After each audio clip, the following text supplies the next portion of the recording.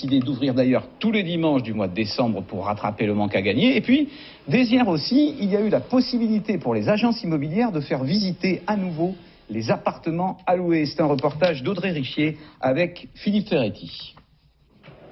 Après une longue attente, Virginie Davila visite enfin ce studio en plein cœur de Nice. Ici, on a une petite cuisine ouverte, meublée, équipée donc du frigo et de la plaque électrique. Le confinement lui a imposé de suspendre son projet d'achat pendant près d'1 mois, car même si elle avait vu le bien en vidéo, elle tenait à se rendre sur place avant de faire une offre.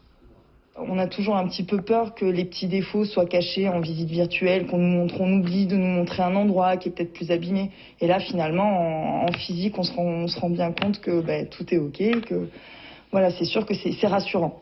Si les visites immobilières ont repris ce week-end, elles sont réservées aux résidences principales et limitées à 2 personnes, un acquéreur et un vendeur.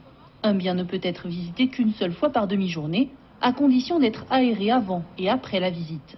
Des contraintes qui poussent cette agence immobilière à privilégier encore les visites virtuelles. Sous l'œil de l'agent immobilier, c'est la vendeuse elle-même qui décrit les lieux et échange avec l'acquéreur. Comme vous pouvez le voir, c'est une pièce qui est très claire, très lumineuse.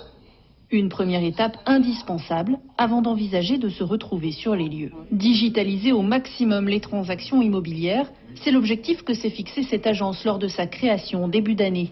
Malgré les confinements, elle a ainsi embauché 50 personnes en 1 an. On utilise des outils digitaux, ça nous permet de réduire le prix de commission. On propose une commission fixe de 2 000 € pour tout le monde. Donc ça a permis d'avoir beaucoup plus de biens à la vente.